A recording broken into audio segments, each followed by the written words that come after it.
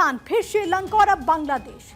Script वही लेकिन किरदार नया। जी हां, भारत के चारों तरफ इस वक्त घमासान मचा है, पड़ोसी मुल्कों में गदर मचा है।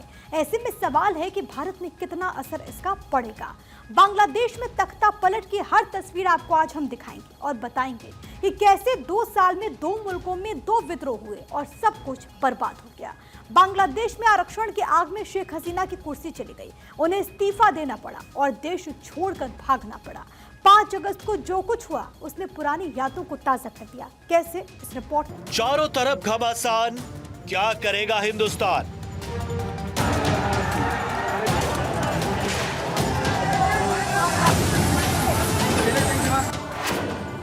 पड़ोस में गदर, भारत पर कितना असर?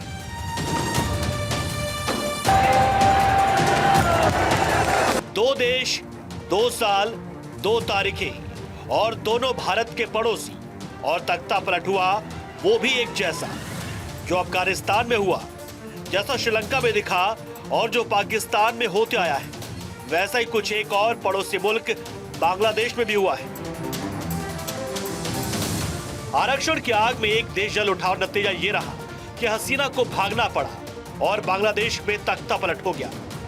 जैसे पिता के साथ 1975 में हुआ, वैसे ही बांग्लादेश के आवाम ने बेटी के साथ 2024 में किया। हिंसा, प्रदर्शन, आगजनी और संग्राम का अंजाम तख्ता पलट रहा। लेकिन सवाल उठता है कि शेख हसीना का जाना भारत के लिए कितना मायने रखता है और इसका हमारे देश पर कितना होगा असर। दरअसल भारत इस वक्त चारों तरफ से घिरा हुआ है। हर देश में स्क्रिप्ट वही रही, लेकिन किरदार बदल गया। देखिए, ये तो बहुत गंभीर स्थिति भारतवर्ष के लिए बनी है। हमारे सिक्योरिटी के लिहाज से हमारे लिए एक बहुत बड़ा झटका है, धक्का है। शेख हसीना कई महीनों से अंडर प्रेशर हैं। जो बीएनपी है, जो इस्लामिस्ट पार्टीज हैं, वो उनके बरखिलाफ रही हैं। उन्होंने इलेक्शन में हिस्सा लेने से मना कर दिया। देखिए, ये लगता है जैसे कि कोई अरब स्प्रिंग हो, ऑरेंज रेवोल्यूशन हो, मैदान रेवोल्यूशन हो। ये जो रिजर्वेशन का मुद्दा था 30% मुक्ति जोधास के लिए, इसको डिफ्यूज करने की कोशिश सुप्रीम कोर्ट ने की थी, लेकिन ये हिंसा बढ़ती ही गई है।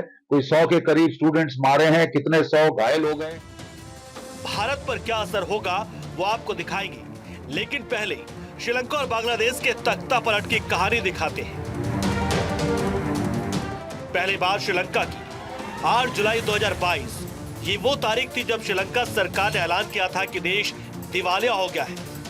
तो हजारों की संख्या में श्रीलंकाई सड़कों पर उतर आए। कोलंबो में राष्ट्रपति गोटबाया राजपक्षे के भवन को घेर लिया।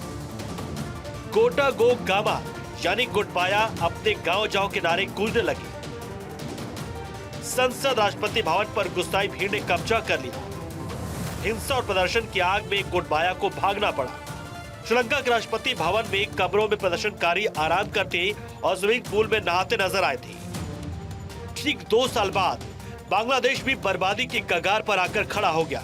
तारीख थी 5 अगस्त 2024। बांग्लादेश में 2 महीने से जारी आरक्षण विरोधी आंदोलन बेकाबू हो गया। 24 घंटे में 100 लोगों की मौत के बाद करीब 4 लाख लोग ढाका की सड़कों पर उतर आए। भारी आगजनी, हिंसा और तोड़फोड़ हुई।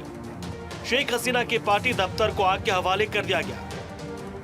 कई गाड़ियां फूंक दी गई, पुलिस से झड़प हुई और आखिर में बारी थी पीएम हाउस की। बांग्लादेश की बेकाबू आवाम ने पीएम हाउस को टारगेट किया और उसके अंदर घुस गए। शेख हसीना को भी श्रीलंका के राष्ट्रपति की तरह देश छोड़कर भागना पड़ा।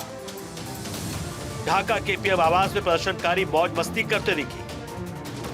बिस्तर पलेटे, किचन में मुर्गा तोड़ा, तालाब में मच्छी पकड़ी। खाने पीने के बाद प्रदर्शनकारियों ने पीएम आवास के अंदर लूटपाट भी की, जिसके हाथ जो लगा वो लेकर रफू चक्कर हो गया, जैसा श्रीलंका और उससे पहले पाकिस्तान और अफगानिस्तान में भी देखने को मिला था। इतना ही नहीं, लोग सड़कों पर उतरकर जगह जगह सभी सरकारी संपत्तियों को आग के हवाले करते रहे।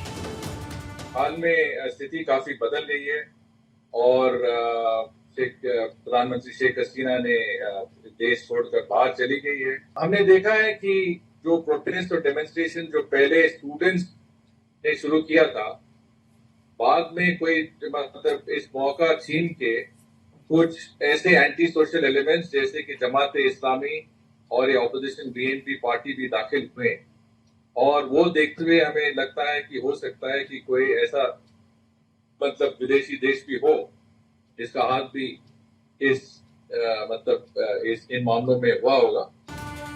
पाकिस्तान, श्रीलंका और बांग्लादेश में तख्ता पलट का काला इतिहास रहा है।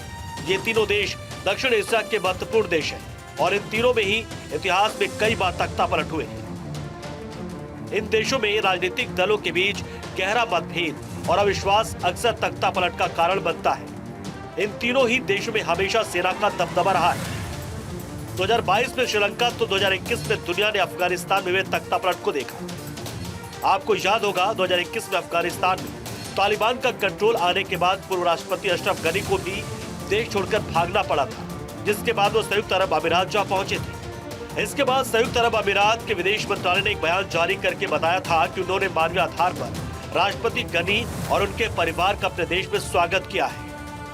बांग्लादेश की तरह नेपाल में तख्ता पलट की शुरुआत 1 फरवरी को हुई, जब देश की सत्तारूढ़ पार्टी नेपाली कांग्रेस के लोकतांत्रिक रूप से चुने गए सदस्यों को नेपाल के राजा ज्ञानेन्द्र ने पद से हटा दिया था। वहीं साल 2006 में संसद को फिर से बहाल किया गया, जब राजा ने पूर्ण शक्ति छोड़ने पर सहमति जताई। Bureau report, Bharat 24।